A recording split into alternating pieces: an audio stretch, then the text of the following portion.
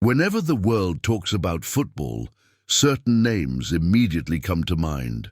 Among them is one name that has become synonymous not only with football, but with success and perseverance in life: Cristiano Ronaldo dos Santos Aveiro. But before the shiny trophies, luxury cars, and fame at the highest peaks, there was one chapter that stands out: Ronaldo's childhood. Cristiano Ronaldo was born on February 5, 1985, in Funchal, Madeira, a beautiful yet impoverished region of Portugal. The island, though picturesque, was home to many families struggling to make ends meet, and Ronaldo's family was no different. His father, José Diniz Aveiro, was a gardener working for the local municipality, while his mother, Maria Dolores, worked as a cook in a hotel. Ronaldo was the youngest of four siblings. His older brother Hugo and two older sisters, Elma and Katia, were also raised in similar circumstances. Their home was small, with a leaking roof on many occasions. There were times when they went to bed without food, with Maria borrowing from neighbors to feed her children. Maria once said, "I often had to feed my children just bread and water, but they never complained." Since a very young age, Ronaldo had a deep love for football. Even before he went to school, he would run around the streets with a ball. However, he couldn't afford to buy a proper football, so he would use his clothes, rolled into a ball. Often, he played barefoot on the rough fields with other kids. The people in his neighborhood used to say, "This kid is different, he's special." But at school, Ronaldo struggled. He wasn't interested in studies, which led to frequent scolding from teachers. He himself admitted that his heart was only in football. One day, he told his mother, "Mom, I just want to be a footballer, nothing else." His mother responded, "Then work hard for it, because my prayers will always be with you."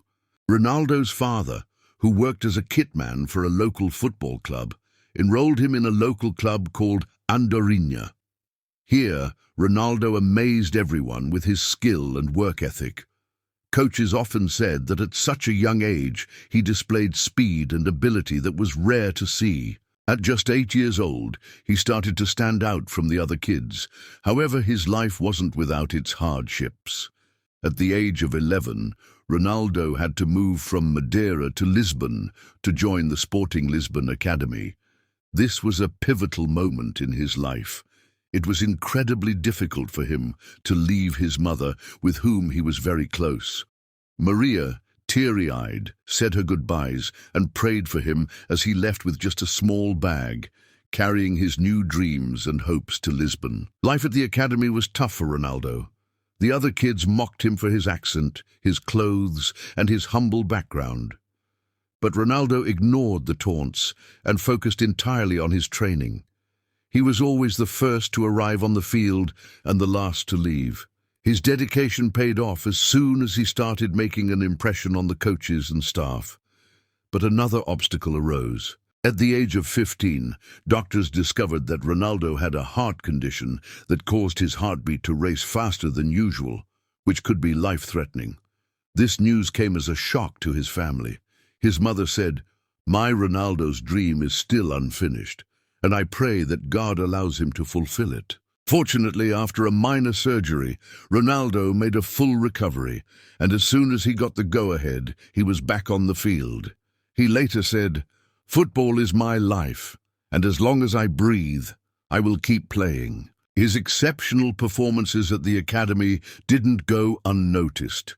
Major clubs began to show interest, and then came the moment when, in 2003, Manchester United's coach Sir Alex Ferguson watched him play in a friendly match. He was so impressed that he decided on the spot, "This kid will be a part of our club."